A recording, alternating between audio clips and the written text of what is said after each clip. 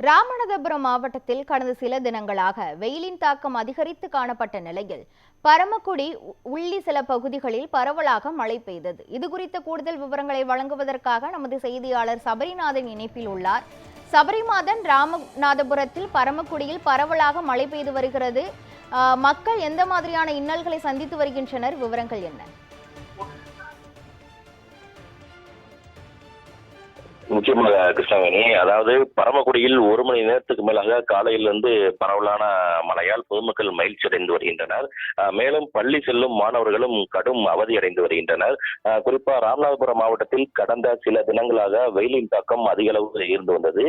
இந்த நிலையில் ராமநாதபுரம் மாவட்டத்தில் இன்று கனமழை பெய்யும் என சென்னை வானிலை ஆய்வு மையம் தெரிவித்திருந்தது.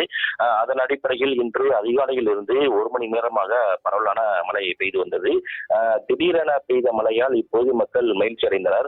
மேலும் பரமக்குடி நகர், தெல்சத்தநல்லூர், கமுதக்குடி, கீழப்பெருங்கரை, சரஸ்வதி நகர், அரியநேந்தல், மஞ்சூர் உள்ளிட்ட பகுதிகளில் மழை பெய்து வந்தது.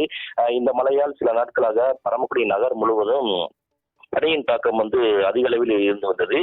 தற்போது பெய்த மழையால் பனிப்பொழிவின் தாக்கம் குறைந்துள்ளது. மேலும் அதிகாலையில் இருந்து பெய்த மழையால் பள்ளி செல்லும் மாணவ மாணவிகள் கடும் சிரமத்தை சந்தித்து வந்தனர். மேலும் தற்போது பள்ளிகளில் அரையாண்டு தேர்வு நடைபெற்று வருவதால் மாவட்ட நிர்வாகம் சார்பில் பள்ளி கல்லூரிகளுக்கு விடுமுறை எதுவும் அறிவிக்காததால் மாணவர்கள் சற்று அவதியடைந்து பள்ளி கல்லூரிகளுக்கு சென்றனர். மேலும் பணிகளுக்கு செல்வோருமே கட்டும் சற்று சிரமத்தை சந்தித்து வந்தனர். கிருஷ்ணவேணி, விவரங்களுக்கு நன்றி சபரிநாதன்.